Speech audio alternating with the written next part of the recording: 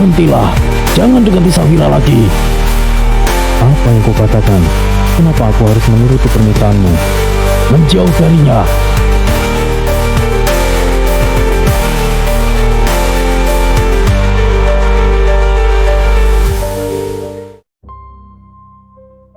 Di tengah hutan Sumatera yang lebat dan penuh misteri, udara terasa berat oleh aura magis yang menyelimuti setiap sudutnya.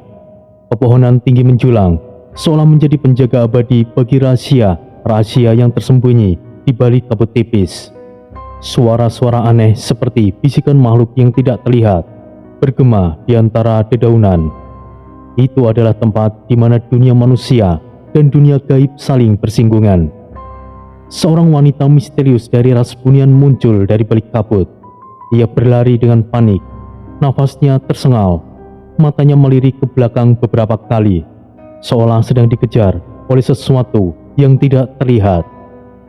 Wanita itu mengenakan pakaian sederhana namun elegan, terbuat dari kain yang seolah menyatu dengan alam sekitarnya. Wajahnya cantik, tetapi dipenuhi ketakutan dan keputusasaan. Di pelukannya, ia menggendong seorang bayi yang dibungkus kain berwarna gelap. Bayi itu terlihat tenang, seolah tidak menyadari kekacauan di sekitarnya. Wanita itu berhenti sejenak di bawah sebuah pohon besar yang terlihat berbeda dari yang lainnya.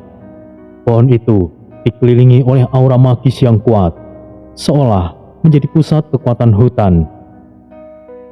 Dengan tangan gemetar, wanita itu meletakkan bayi itu di antara akar-akar pohon yang menjalar. Air mata mengalir di pipinya saat ia berbisik doa dalam bahasa bunian, bahasa yang penuh kekuatan magis dan misteri. Semoga engkau ditemukan oleh mereka yang baik hati. Semoga alam ini melindungimu, anakku. Aku tidak punya pilihan lain. Bisiknya, suaranya hampir tidak terdengar. Wanita itu menatap bayi itu untuk terakhir kalinya. Matanya penuh dengan rasa sakit dan penyesalan. Namun, tidak ada jawaban dari alam. Tidak ada tanda bahwa doanya didengar. Hutan tetap sunyi, seolah tidak peduli dengan drama yang sedang terjadi. Dengan hati yang berat, wanita itu berbalik dan menghilang ke dalam kabut, meninggalkan bayi itu sendirian di bawah pohon keramat. Tangisan bayi itu mulai terdengar, menggema di tengah kesunyian hutan, seolah memanggil siapapun yang mungkin mendengarnya. Wanita itu menoleh ke belakang beberapa kali, seolah ragu dengan keputusannya. Tetapi, akhirnya ia menghilang ke dalam kabut hutan, meninggalkan bayi itu sendirian. Bayi itu menangis dengan keras, suaranya menggema di tengah kesunyian hutan. Beberapa waktu telah berlalu sejak bayi itu ditinggalkan di bawah pohon keramat. Suara tangisannya yang keras telah menarik perhatian makhluk-makhluk hutan, termasuk sekelompok bunian gelap, ras bunian yang dikenal sebagai pemangsa darah. Mereka adalah makhluk gelap yang hidup di balik bayang-bayang hutan. Jarang terlihat oleh manusia, tetapi keberadaan mereka selalu terasa. Malam itu, bulan purnama menggantung tinggi di langit, memancarkan cahaya keperakan yang menerobos celah-celah dedaunan. Suasana hutan terasa lebih hidup dari biasanya, seolah alam sendiri sedang menunggu sesuatu yang penting. Sekelompok bunian gelap dengan kulit pucat dan mata yang bersinar seperti bara bergerak dengan lincah di antara pepohonan. Mereka sedang dalam perjalanan kembali ke pemukiman mereka setelah berburu. Tiba-tiba, suara tangisan bayi memecah kesunyian malam. Bunian gelap berhenti sejenak. Ia memandang dengan penuh keheranan. Tangisan itu jelas bukan berasal dari makhluk hutan biasa. Salah satu dari mereka, seorang pemuda bernama Dharma, melangkah maju. Ia adalah seorang pemburu yang handal, dengan tubuh yang tegap dan wajah yang tegas, namun penuh belas kasih. "Suara apa itu?" tanya Dharma, matanya menyipit mencoba mencari sumber suara. "Sepertinya itu bayi manusia," jawab salah satu anggota kelompoknya, suaranya penuh keraguan. Dharma mengikuti suara itu dengan langkah hati-hati. Hatinya berdebar-debar, rasa penasaran dan keingintahuan menguasainya. Ketika ia tiba di bawah pohon besar itu, matanya langsung tertuju pada bayi yang terbungkus kain gelap. Bayi itu menangis keras, wajahnya memerah, seolah memohon untuk diangkat. Dharma berlutut dengan hati-hati dan mengangkat bayi itu. Ia terkejut melihat betapa kecil dan rapuhnya makhluk itu. "Bayi manusia di sini," gumamnya dengan suara penuh keheranan. Istrinya Ratih yang telah mengikutinya dari belakang mendekat dengan langkah pelan. Ratih adalah seorang wanita bunian gelap yang cantik dengan rambut hitam panjang dan mata yang penuh kelembutan. Ia telah lama mendambakan seorang anak, tetapi nasib tidak pernah berpihak padanya. Dharma, apa yang kau temukan? Dharma menoleh ke arah istrinya, matanya penuh dengan emosi yang sulit diungkapkan. Seorang bayi Ratih, bayi manusia." Ratih segera mendekat dan melihat bayi itu. Hatinya langsung meleleh. Oh, Dharma, dia begitu kecil. Siapa yang meninggalkannya di sini? Dharma menggeleng, tidak tahu harus menjawab apa. Ia memperhatikan bayi itu lebih dekat. Sesuatu yang aneh menarik perhatiannya. Ratih, lihat ini. Bayi ini tidak memiliki cekungan di bawah hidung. Ia seperti kita. Ratih mengamati dengan cermat. Benar, bayi itu memiliki ciri khas bunian gelap. Itu membuatnya semakin penasaran. Ini bukanlah manusia, Dharma. Ia memang seperti kita, ras bunian. Mungkin ia lebih istimewa. Dharma mengangguk perlahan.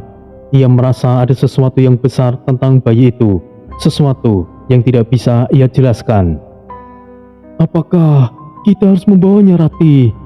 Aku ingin merawatnya, Dharma. Kita sudah lama menunggu seorang anak. Baiklah, tapi kita harus minta izin dulu dari tetua. Akhirnya, mereka membawa bayi itu ke pemukiman bunian gelap, sebuah tempat tersembunyi di tengah hutan, di mana rumah-rumah kecil terbuat dari kayu dan daun-daun besar berdiri di antara pepohonan. Para tetua suku segera mengadakan pertemuan. Mereka duduk melingkar di sekitar api unggun. Wajah-wajah mereka serius dan penuh kebijaksanaan. Dharma dan Ratih berdiri di tengah lingkaran, memegang bayi itu dengan hati-hati. Dharma menjelaskan apa yang telah terjadi, sementara Ratih memeluk bayi itu erat-erat. Tetua, kami menemukan bayi ini di bawah pohon keramat. Ia tidak memiliki cekungan di bawah hidung, tetapi kami merasa ada sesuatu yang istimewa tentangnya. Kami ingin merawatnya sebagai anak kami. Bagaimana, tetua? Para tetua langsung saling memandang. Wajah mereka penuh dengan keraguan dan pertimbangan. Salah satu tetua, seorang pria tua dengan rambut putih panjang, berdiri dan berkata, "Bayi manusia di hutan kita. Ini bukanlah hal yang biasa. Tetapi jika kalian merasa terpanggil untuk merawatnya, siapa kami untuk menolak? Namun ingatlah, tanggung jawab ini besar. Apakah kalian siap? Masih belum jelas bisa dipastikan ia manusia atau sama seperti kita. Ia masih bayi dan belum bisa diketahui secara pasti." Dharma dan Ratih saling memandang, lalu mengangguk dengan penuh keyakinan. Kami sudah siap, tetua." "Baiklah, bayi itu sekarang adalah bagian dari suku kita. Rawatlah ia dengan baik." "Terima kasih, tetua." Malam itu, suasana di pemukiman bunian gelap terasa tenang. Udara malam yang sejuk membawa aroma tanah basah dan dedaunan hutan. Bulan purnama bersinar terang, memancarkan cahaya keperakan yang menerangi rumah-rumah kecil yang terbuat dari kayu dan daun-daun besar. Di dalam salah satu rumah, Dharma dan Ratih duduk bersebelahan, memandangi bayi yang sedang tertidur pulas di pelukan Ratih. Dharma, kita harus memberinya nama. ia sudah menjadi bagian dari kita. Aku setuju, tapi nama apa yang cocok untuknya, Ratih? Ia istimewa, Ratih. Aku bisa merasakannya. Ratih tersenyum. Jarinya dengan lembut mengusap pipi bayi itu.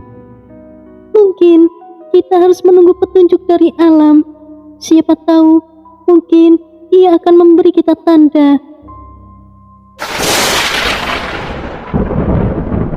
Tiba-tiba, langit yang tadinya cerah berubah gelap secara tiba-tiba.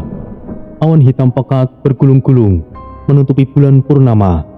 Angin bertiup kencang, menggoyangkan pepohonan dan membuat daun-daun berdesir keras.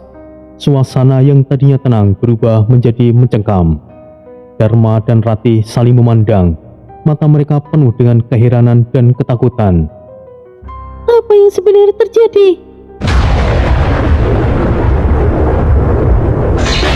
Sebelum Dharma sempat menjawab, sebuah cahaya hitam misterius turun dari langit dengan cepat, seperti kilat yang melesat ke bumi. Cahaya itu menyelimuti bayi yang sedang tertidur di pelukan Ratih. Tangisan bayi yang tadinya tenang tiba-tiba berubah menjadi tawa yang riang. Suaranya menggema di tengah keheningan malam.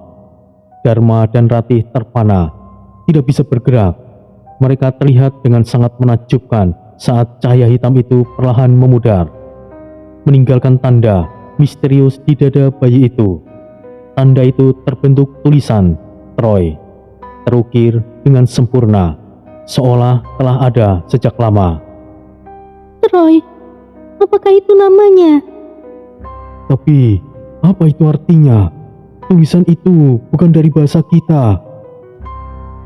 Namun, kejadian itu tidak luput dari perhatian anggota suku lainnya.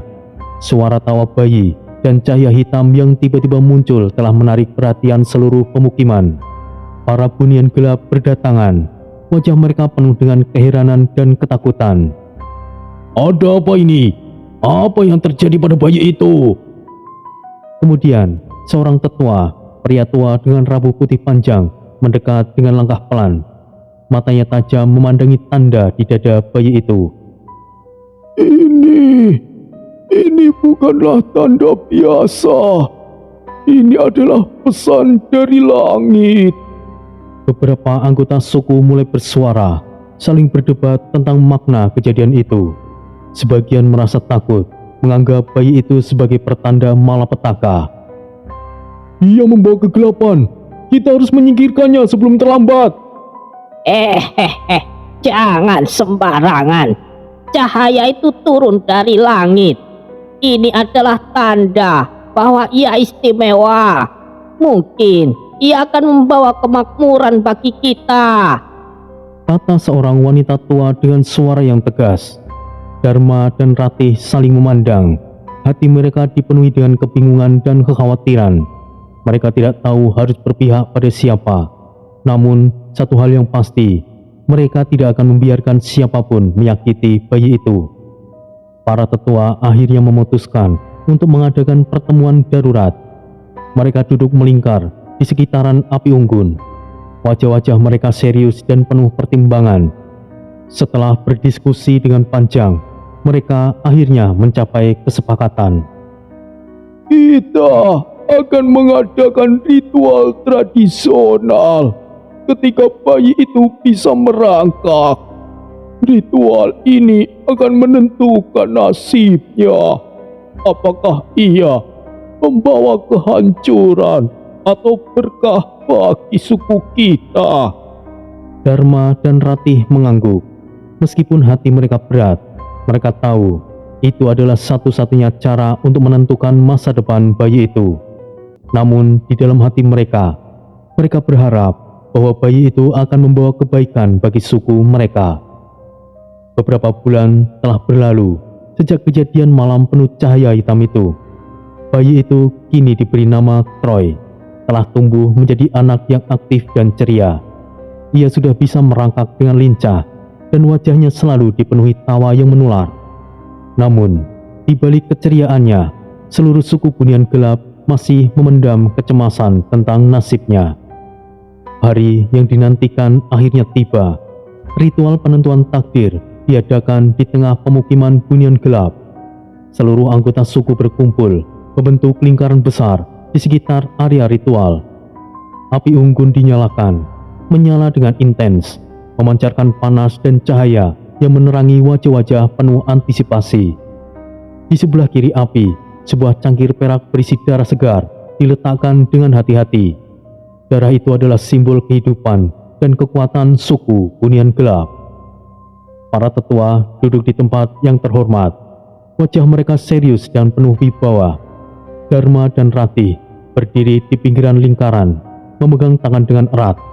Hati mereka berdebar-debar, penuh dengan harapan dan ketakutan. Ritual ini akan menentukan nasib Troy.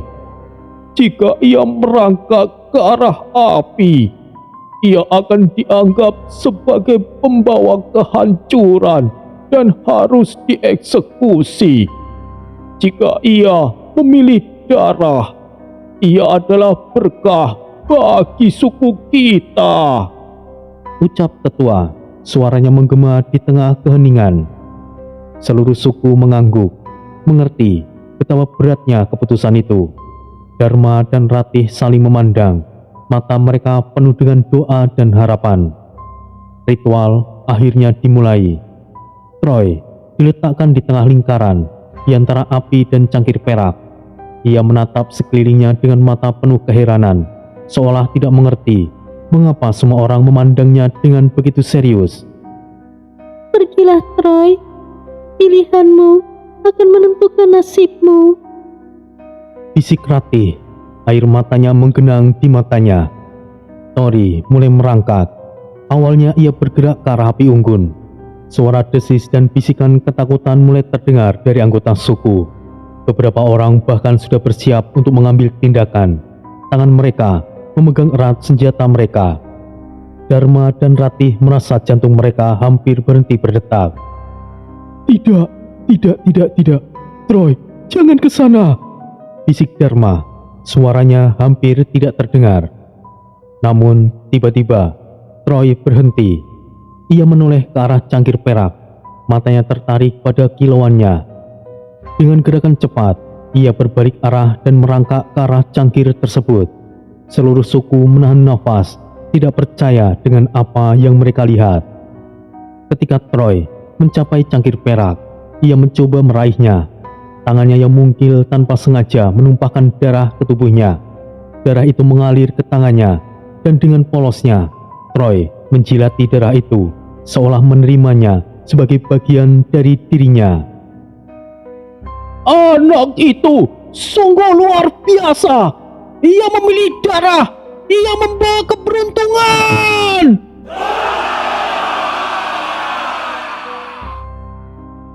Suasana yang tadinya tegang tiba-tiba berubah menjadi sorak-sorai kegembiraan. Seluruh suku bersorak, wajah mereka dipenuhi dengan kelegaan dan kebahagiaan. Dharma dan Ratih menangis bahagia, memeluk satu sama lain. Troy adalah berkah bagi kita. Ia telah memilih darah, dan darah adalah kehidupan kita. Sekarang ia adalah bagian dari suku Bunian Gelap, ucap tetua itu. Suaranya penuh dengan keyakinan.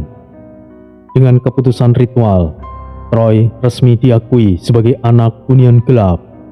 Ia dibesarkan dengan penuh kasih sayang oleh Dharma dan Ratih, yang menganggapnya sebagai anugerah terbesar dalam hidup mereka. Meskipun asal-usulnya tetap menjadi misteri, Troy tumbuh dengan bahagia di tengah suku yang menerimanya. Waktu terus berlalu.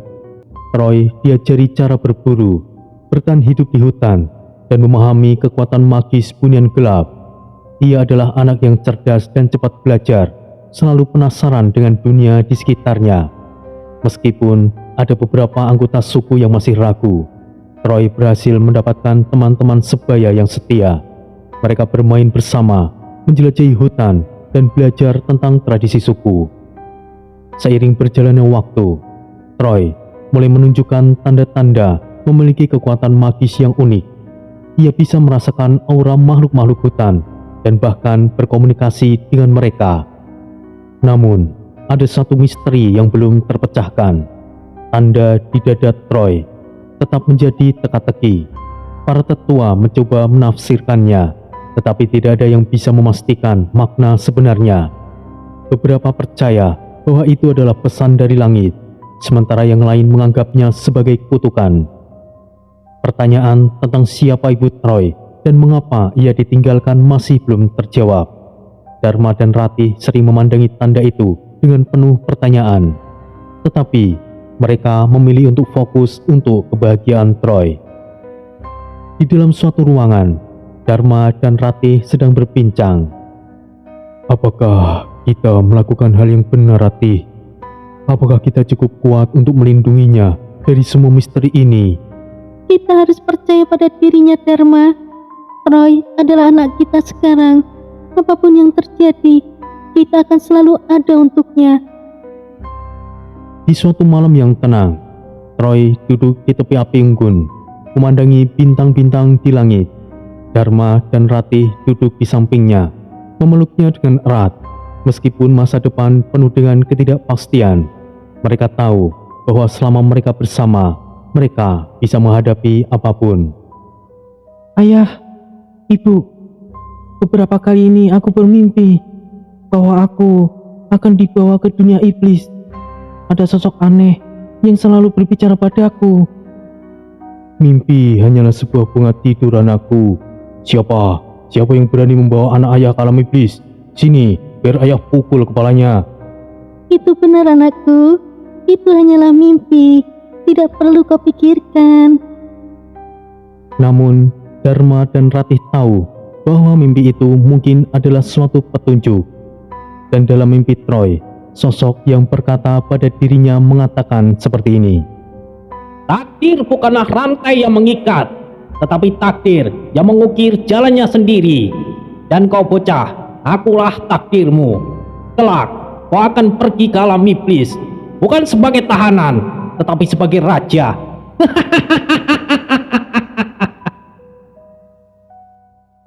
Udara malam menyelimuti perkampungan Bunian Gelap dengan kabut tipis yang mengambang di antara pepohonan tinggi. Ranting-ranting kering berderak tertiup angin. Sesekali terdengar suara burung malam yang melengking dari kejauhan. Di antara bangunan-bangunan kayu yang menjulang dengan ukiran mistis, seorang anak laki-laki berdiri di tepi tebing, menatap bulan merah yang menggantung di langit. Ia adalah Troy. Nama itu terpahat jelas di dadanya sejak ia ditemukan. Huruf-hurufnya seakan berkilau samar dalam gelap, seolah-olah bukan sekedar tanda, melainkan sesuatu yang lebih besar dari sekedar nama. Sejak kecil, tanda itu selalu menjadi perbincangan di antara para Bunian Gelap. Bisikan-bisikan itu dulu memenuhi telinganya, tetapi lama-kelamaan suara-suara itu mereda.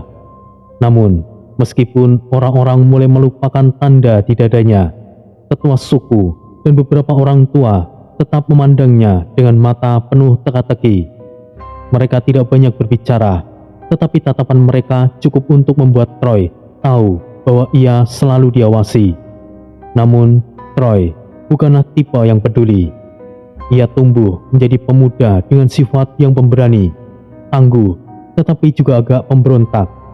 Ia lebih suka bertarung daripada memikirkan masa lalunya, lebih suka berburu daripada memikirkan arti tanda di dadanya. Sampai pada suatu malam, petir menggelegar di langit, membuat seluruh kampung Bunian Gelap bergetar. Di tengah alun-alun desa, sebuah upacara sedang berlangsung. Api besar berkorbar, menciptakan bayangan-bayangan liar yang menari di wajah para Bunian yang mengelilinginya.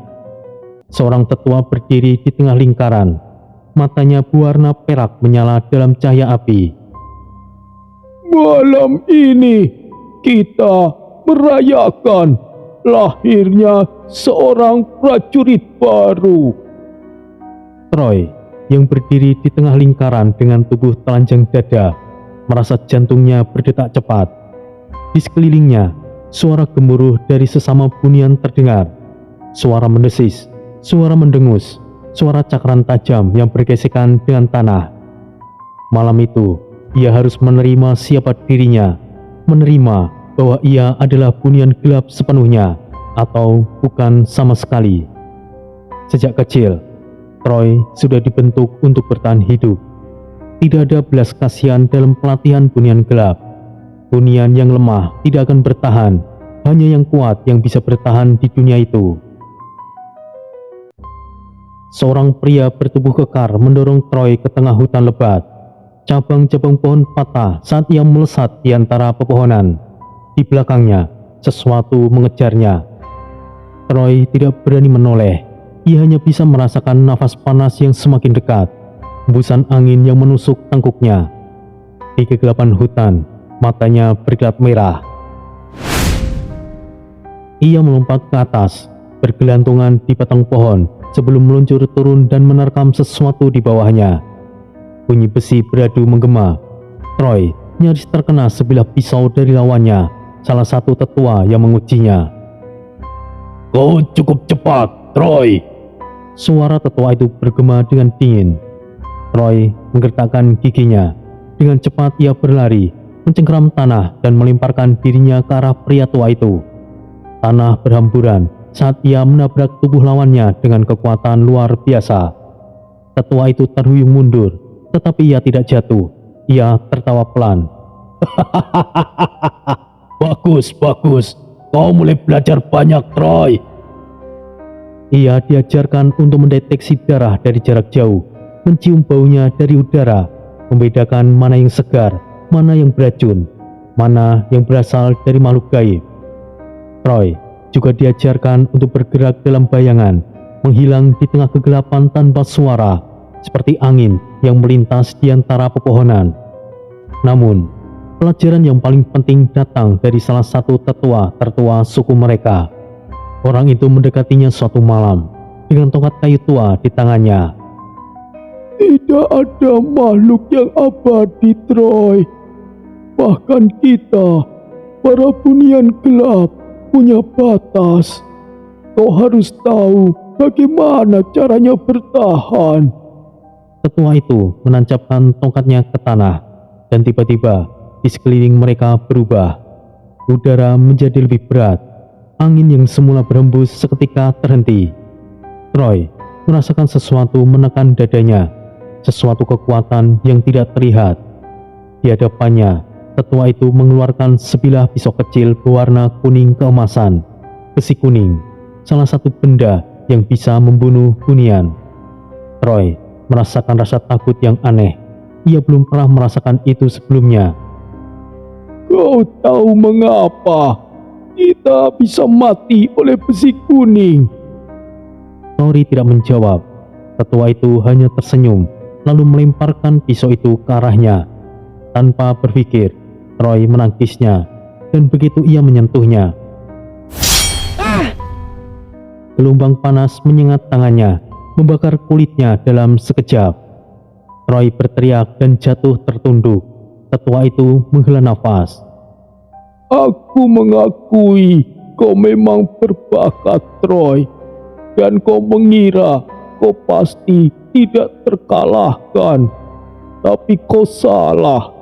Bahkan kau yang berbeda dari kami semua bisa mati. Kata-katanya menggema dalam kepala Troy. Ia tidak mengerti maksudnya saat itu. Tapi kelak, ia akan mengerti bahwa ia bukan hanya sekedar bunian gelap biasa, dan ujian sejatinya belum dimulai.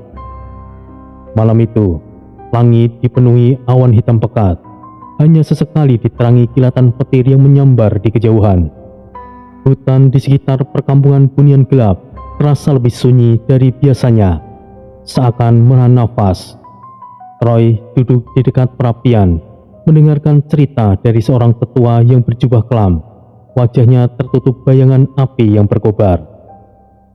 Dahulu kala, sebelum manusia menguasai dunia ini, ada makhluk-makhluk yang hidup sebagai penjaga keseimbangan. Mereka adalah manuang harimau, keturunan langsung dari harimau gaib yang menjaga hutan dan dunia gaib dari makhluk-makhluk yang mengacaukan keseimbangan. Suara auman tiba-tiba menggema dari dalam hutan, membuat beberapa bunian gelap yang berkumpul di sekitar api menoleh waspada. Ketua itu hanya tersenyum tipis. Mereka akan selalu ada di luar sana, mengintai dan mencari kita. Troy menelan ludah, mendengarnya lebih dalam. Menurut cerita para tetua, manung harimau bukan hanya sekedar manusia harimau biasa. Mereka adalah makhluk yang memiliki darah gaib dan leluhur harimau mistis, menjadikan mereka lebih kuat, lebih cepat, dan lebih berbahaya dibanding manusia biasa. Mereka dikenal sebagai pemburu para bunian. Tidak semua bunian yang diburu mereka adalah penjahat. Tetapi bagi manung harimau, bunian gelap adalah ancaman karena sering memangsa manusia. Troy belum pernah melihat salah satu dari mereka secara langsung, tetapi ia pernah mendengar tentang kisah pertempuran besar antara bunian gelap dan manung harimau, pertarungan yang mengguncang tanah dan membuat langit terbelah. Jika kau bertemu mereka, Troy, kau harus memilih melawan atau melarikan diri. Tapi ada satu hal yang membuat Troy ragu. Apakah semua manung harimau benar-benar musuh? Ataukah ada sesuatu yang lebih besar yang sedang terjadi? Sejak kecil, Troy selalu mengira bahwa semua bunian sama, bahwa mereka semua hidup di dalam kegelapan dan tersembunyi dari manusia. Tetapi seiring bertambahnya usia, ia mulai memahami bahwa bunian bukan hanya satu kelompok. Ada 3 ras utama, masing-masing dengan aturan dan tujuan yang berbeda. Bunian raja, bunian yang paling langka, tetapi juga paling berbahaya. Mereka tidak perlu berburu manusia untuk bertahan hidup. Mereka bisa makan apa saja, darah, daging, bahkan mayat.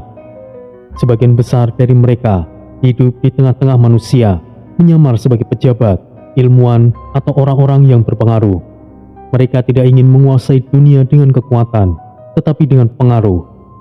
Troy pernah mendengar bahwa beberapa pemimpin dunia adalah bunian raja yang menyamar, mengendalikan kebijakan dan keputusan penting dari balik layar.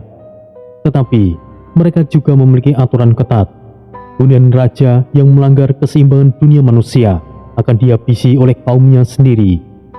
Mereka adalah pemain catur yang memikirkan rencana jangka panjang, bukan sekedar petarung seperti bunian gelap. Bunian gelap, kaum di mana Troy berada. Mereka adalah pejuang dan pemburu. Mereka tidak memiliki ambisi seperti bunian raja, tetapi mereka juga tidak tertarik untuk hidup berdampingan dengan manusia seperti bunian hutan. Bunian gelap hidup dalam kelompok-kelompok kecil, tersebar di berbagai tempat, mempertahankan wilayah mereka sendiri.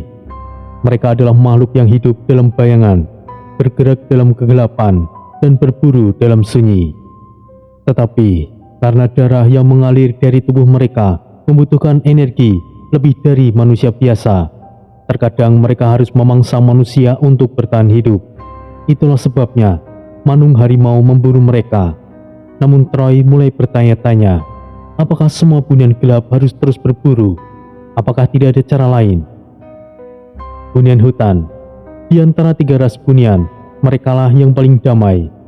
Bunian hutan tidak memburu manusia. Mereka tidak berusaha menguasai dunia, dan mereka tidak bertarung untuk wilayah. Sebaliknya, mereka hidup berdampingan dengan manusia. Mereka memakan bangkai atau sisa-sisa makhluk lain, bukan darah segar. Banyak dari mereka yang menjadi penjaga hutan, dukun, atau orang-orang bijak yang membantu manusia secara diam-diam. Tetapi, kelemahan mereka membuat mereka sering menjadi korban dalam konflik antar bunian. Mereka tidak bisa melawan bunian gelap. Mereka tidak bisa menghadapi bunian raja. Banyak bunian hutan yang akhirnya diburu oleh sesama bunian atau oleh manung harimau yang menganggap mereka sebagai ancaman. Troy memandang ke atas, ke langit yang gelap. Ia mulai menyadari betapa rumitnya dunia itu. Bunian bukan hanya satu ras, musuh bukan hanya satu jenis, dan dalam kegelapan ada lebih banyak rahasia yang belum terungkap. Malam itu, Troy berdiri di tepi atap sebuah gedung tua di pinggiran kota. Angin dingin berhembus, membawa aroma hujan yang masih tersisa di udara. Dari tempatnya berdiri, ia bisa melihat manusia berjalan di trotoar. Mobil-mobil melintas dengan lampu menyala, dan suara hiruk-pikuk kota yang tidak pernah benar-benar tidur. Dunia manusia, dunia yang berbeda dari kegelapan tempatnya dibesarkan. Dulu, ia berpikir bahwa manusia hanyalah mangsa, makhluk yang lemah dan tidak tahu apa-apa tentang kegelapan yang mengintai mereka. Tetapi, semakin ia mengamati, semakin jelas bahwa tidak semua manusia itu lemah.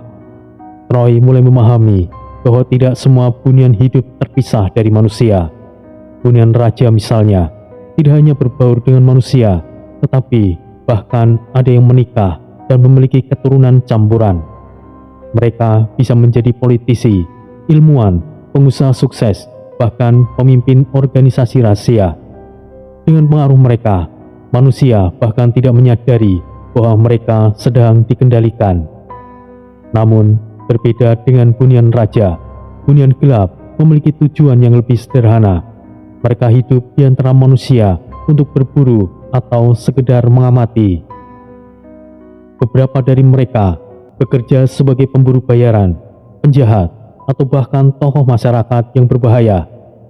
Troy pernah melihat bunian gelap yang menjadi pemimpin geng kriminal kota, mengendalikan bisnis kotor, dan menghilangkan siapapun yang mencoba melawan mereka. Tetapi ada juga yang lebih halus dan menyembunyikan keberadaan mereka. Ada bunian gelap yang menyamar sebagai paranormal, dukun sakti, bahkan pemilik tempat hiburan malam. Mereka menggunakan kekuatan mereka untuk menakuti, mengendalikan, dan memanipulasi manusia. Petir menyambar di kejauhan. Troy menarik nafas dalam. Matanya masih mengamati kota di bawahnya. Semakin banyak ia belajar, semakin ia menyadari bahwa dunia itu jauh lebih kompleks daripada yang selama ini diajarkan padanya. Namun, yang lebih mengejutkan Troy adalah bahwa tidak semua manusia buta terhadap keberadaan bunian. Ada manusia yang bekerja sama dengan mereka. Beberapa manusia menjadi pelindung, penyedia informasi, atau bahkan pasangan hidup bunian. Tetapi, di sisi lain, ada manusia yang membenci keberadaan bunian dan ingin mereka musnah. Mereka adalah para pemburu. Troy mendengarkan kisah tentang dukun-dukun sakti yang memburu para bunian, mengembangkan ilmu khusus untuk menangkap dan membunuh mereka. Senjata seperti besi kuning, bambu petuk, jambi-jambi kuno, semua itu dapat melukai bahkan membunuh bunian. Ada juga organisasi rahasia manusia yang menjadikan perburuan bunian menjadi tugas mereka. Troy mendengar cerita tentang sebuah perkumpulan yang beroperasi di balik bayangan, memburu makhluk-makhluk gaib dengan senjata dan ritual kuno. Mereka adalah pemburu yang tidak takut dengan kegelapan. Sebuah suara keras terdengar dari kejauhan. Troy menoleh. Di sebuah gang sempit, ia melihat seorang pria bertudung membawa sebuah belati hitam berukir. Di depannya, seorang bunian gelap terdesak. Darah hitam mengalir dari lengannya yang terluka. Ia adalah seorang pemburu. Tanpa pikir panjang, Troy melompat dari atap dan mendarat dengan senyap di belakang pria itu. Sepertinya aku datang di saat yang tepat. Suaranya terdengar dingin. Pria bertudung menoleh, matanya memancarkan kebencian. Satu lagi bunian. Ini bagus. Aku akan menghabisimu juga. Coba saja. Troy mencengkeram pedangnya. Di dunia itu, tidak ada yang benar-benar aman. Dan Troy tahu, cepat atau lambat, ia harus memilih di sisi mana ia akan berdiri. Langit di atas gang sempit itu berwarna kelabu pekat. Awan tebal menggantung, seakan menunggu momen yang tepat untuk mencurahkan hujan yang deras. Bau darah bercampur dengan aroma logam dan tanah basah memenuhi udara. Troy berdiri tegak, matanya yang merah menyala menatap tajam ke arah pria bertudung di hadapannya. Bunian gelap yang terluka merintih pelan di belakangnya. Sementara pemburu manusia itu menggenggam belati hitam berukir dengan erat. Ada sesuatu yang berbeda dari belati itu. Cahaya samar berpendar di sepanjang bilahnya. Tanda bahwa senjata itu telah diritualkan dengan ilmu gaib yang mematikan bagi bunian gelap. Kau pikir bisa menyelamatkannya? Suara pria itu rendah, nyaris berbisik, tetapi mengandung nada tantangan yang tajam. Troy tidak menjawab. Sebagai seorang bunian gelap, ia sudah sering melihat kematian, tetapi ada sesuatu tentang pemburu itu yang membuatnya lebih waspada dari biasanya.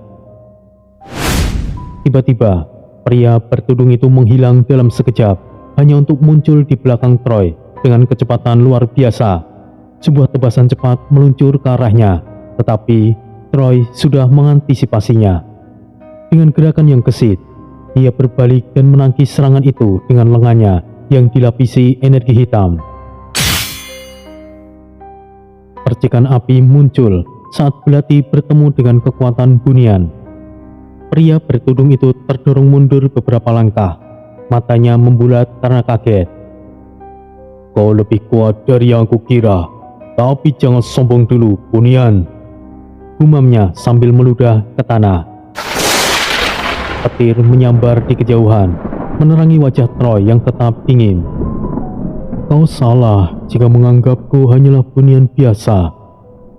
Dengan kecepatan yang bahkan lebih cepat dari pria bertudung itu, Troy menghilang dari pandangan dan muncul tepat di hadapannya. Tinjunya menghantam perut pria itu dengan kekuatan luar biasa, membuatnya terkapar ke dinding dengan suara yang menggelegar dan menggema ke seluruh gang. Pria itu jatuh tersungkur, darah mengalir dari sudut bibirnya. Ia menatap Troy dengan senyuman samar, seolah-olah ia telah menemukan sesuatu yang menarik. Jadi, inilah kekuatanmu, cukup menarik. Sebelum Troy bisa merespon, pria itu menekan liontin kecil di lehernya, dan dalam sekejap, tubuhnya diselimuti cahaya merah, lalu ia menghilang begitu saja, lenyap dalam bayangan tanpa jejak. Troy tetap berdiri di tempatnya, mendengar suara nafas berat dari bunian gelap yang masih terbaring di tanah. Ia menoleh dan berjongkok, menatap makhluk itu dengan tajam. Hei, apakah kau bisa berjalan? Aku akan bertahan. Terima kasih. Tanpa menunggu jawaban, Troy berdiri dan berjalan keluar dari gang, membiarkan kegelapan menelan sisa-sisa pertempuran malam itu. Hatinya masih dipenuhi pertanyaan. Siapa pria itu? Apa yang sebenarnya mereka cari? Dan yang lebih penting lagi, apakah manusia benar-benar musuh yang harus ia lawan? Atau ada sesuatu yang lebih besar yang belum ia pahami? Waktu terus berlalu, dan Troy tumbuh menjadi pemuda gagah dan berkarisma. Rambutnya panjang, berkilauan dalam cahaya redup, dengan mata merah khas bunian gelap yang semakin tajam dan penuh misteri.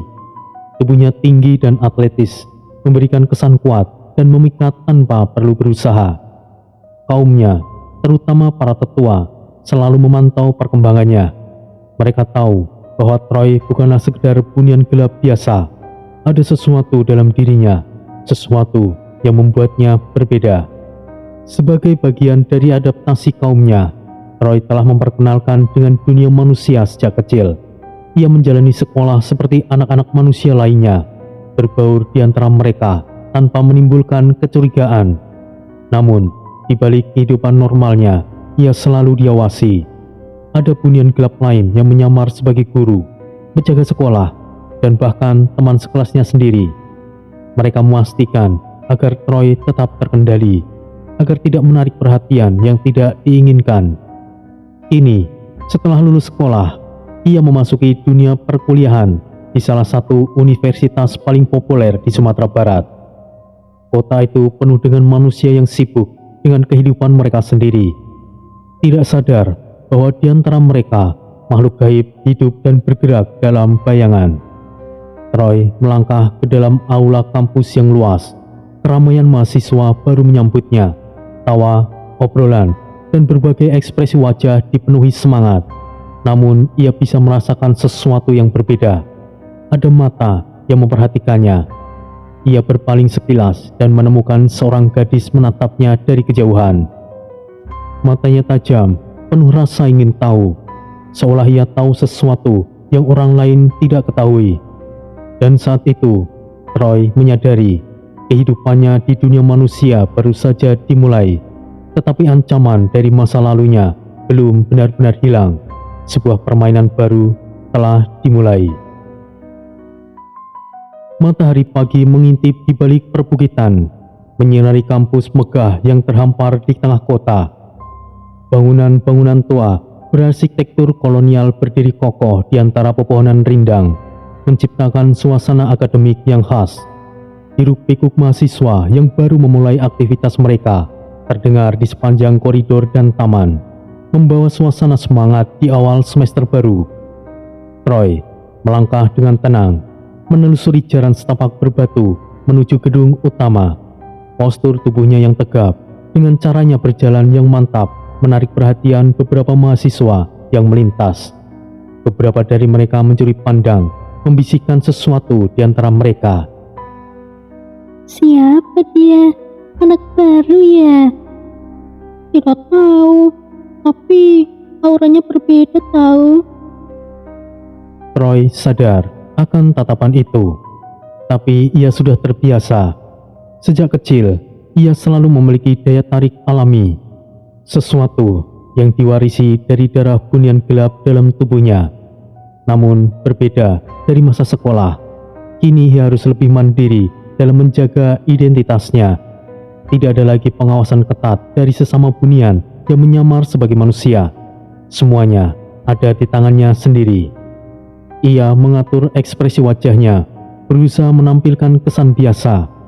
Setiap gerak-geriknya harus terukur, tidak boleh terlalu mencolok atau terlalu kaku. Meski ia sudah lama hidup di antara manusia, tetap saja ada hal-hal yang masih sulit ia pahami, terutama soal emosi dan interaksi sosial.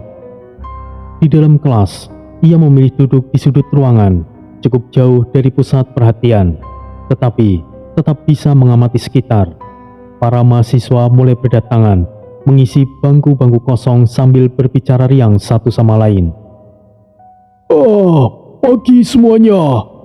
Suara dosen menyapa, mengalihkan perhatian mahasiswa yang masih berbincang. Troy memperhatikan dengan seksama. Mata dosen itu tajam, penuh pengalaman. Meski ia bukan manusia biasa seperti mahasiswa lainnya, tetap saja ada hal yang bisa ia pelajari di sana. Namun, ada satu tantangan terbesar baginya. Meskipun sudah terbiasa menahan diri, dorongan untuk meminum darah kadang masih muncul, terutama saat ia lelah atau emosinya tidak stabil. Dan di kampus, godaan itu datang lebih sering dari yang ia perkirakan. Pernah suatu seketika, seorang mahasiswa terjatuh tepat di hadapannya saat berlari menuju kelas. Lutut pria itu tergores, darah segar merembes keluar. Aroma besi yang tajam langsung menyusup ke indera penciuman Troy. Darah. Sekujur tubuhnya menegang. Matanya seketika menjadi lebih tajam. Pupilnya sedikit melebar dan detak jantungnya meningkat. Aduh, sial!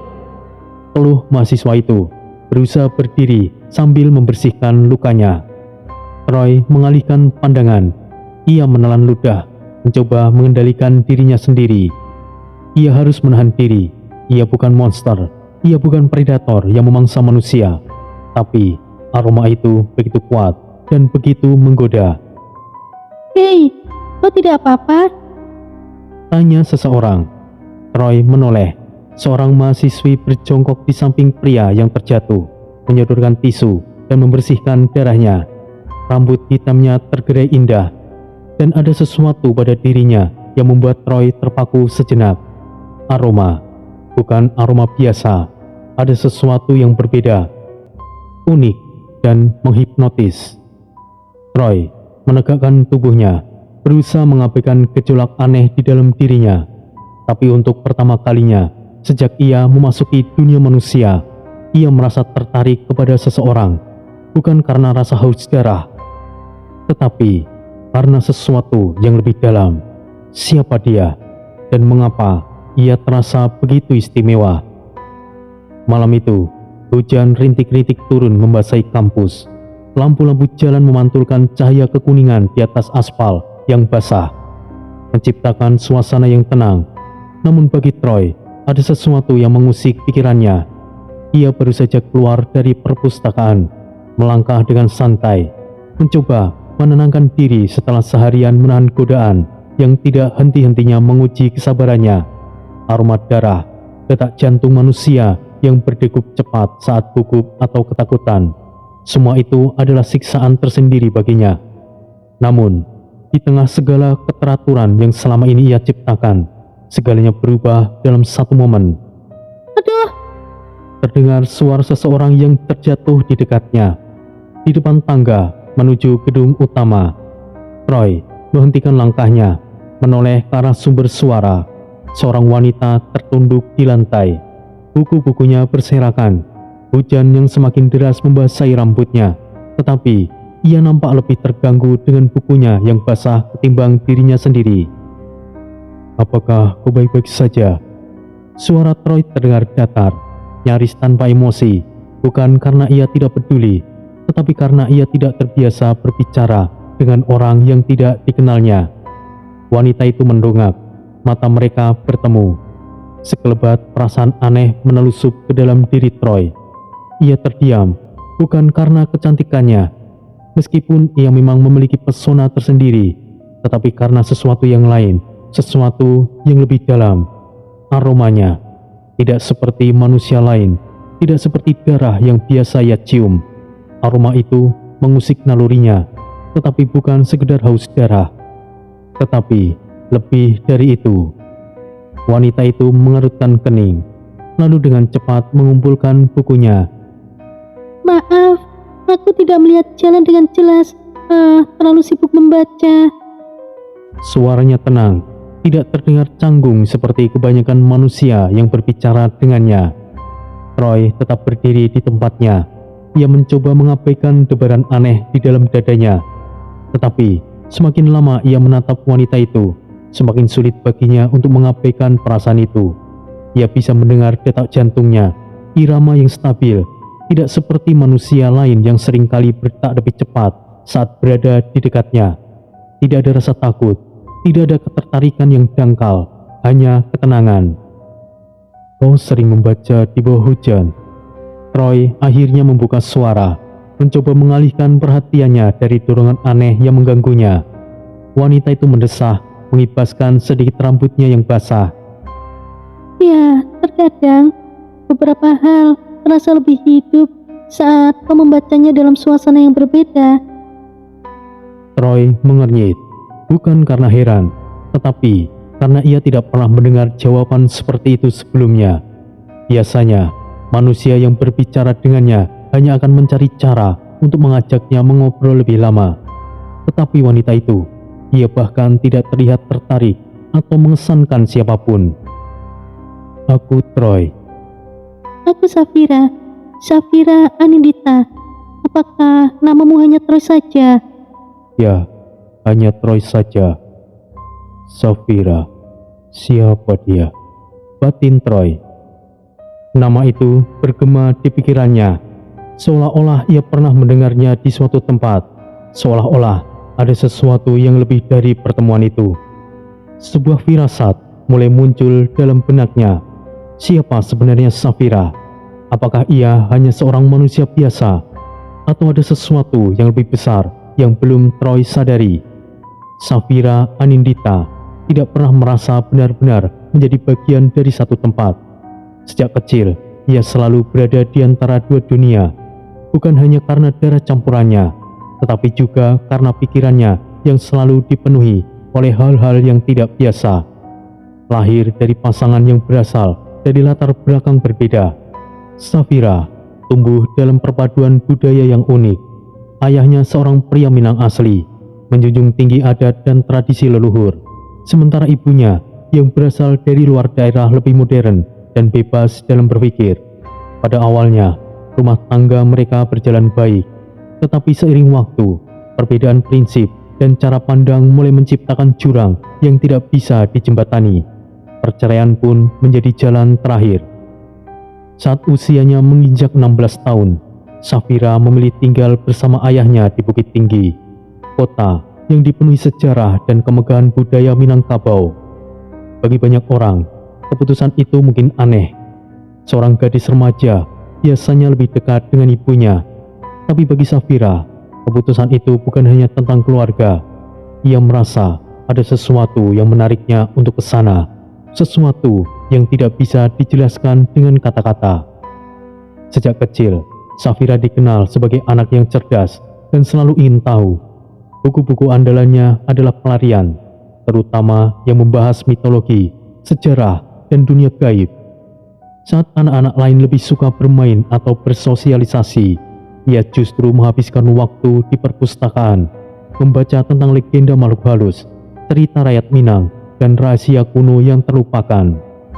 Kecerdasannya membuatnya unggul dalam akademik, tetapi juga membuatnya terlihat berbeda dari teman-temannya. Ia bukanlah tipe yang suka berbicara banyak di dalam kelas, tetapi ketika ia angkat suara, kata-katanya selalu terstruktur dan tajam. Safira memiliki pemikiran yang dalam, seringkali mempertanyakan hal-hal yang dianggap biasa oleh orang lain. Namun, kecerdasannya itu juga membuatnya sedikit terasing. Ia tidak terlalu suka keramaian dan lebih nyaman berada dalam lingkup kecil orang-orang yang benar-benar ia percayai. Sikap introvertnya sering disalahartikan sebagai kesombongan, tetapi kenyataannya ia hanya tidak suka basa-basi. Sebagai gadis Minang, Safira seharusnya tumbuh dalam lingkungan yang menjunjung tinggi adat dan peran perempuan dalam keluarga. Namun sejak kecil, ia tidak pernah merasa cocok dengan banyak aturan yang ada. Ia menghargai budaya leluhurnya, tetapi tidak ingin dibatasi oleh itu. Banyak anggota keluarga besarnya yang menganggapnya berbeda. Tidak cukup karena pemikirannya terlalu bebas, tetapi juga tidak sepenuhnya modern karena kecintaannya pada sejarah dan kepercayaan lama. Kehidupannya bersama ayahnya, seorang dosen sejarah dan budaya Minang di universitas tempat Troy kuliah, semakin memperdalam rasa ingin tahunya. Ia sering mendengar diskusi ayahnya dengan mahasiswa tentang asal-usul nenek moyang, mitos, dan perubahan sosial dalam budaya Minangkabau. Namun, ada satu hal yang tidak pernah ia ceritakan kepada siapapun. Sejak kecil, Safira sering merasakan kehadiran sesuatu yang tidak bisa dijelaskan. Terkadang, saat berada di suatu tempat tertentu, ia merasa seolah-olah ada yang mengawasinya. Ada kalanya, ia bisa menebak sesuatu yang belum terjadi. Pernah suatu kali, ia melihat kilasan bayangan sebelum seseorang teman mengalami kecelakaan kecil. Ia tidak tahu apakah itu hanyalah imajinasi atau ada sesuatu dalam dirinya yang berbeda. Tapi, satu hal yang pasti, semakin lama ia tinggal di Bukit Tinggi, semakin kuat perasaan itu. Seolah ada sesuatu yang menunggunya di sana, sesuatu yang berkaitan dengan darahnya, sejarahnya, atau mungkin takdirnya sendiri. Dan ketika ia bertemu dengan Troy, segalanya akan mulai berubah.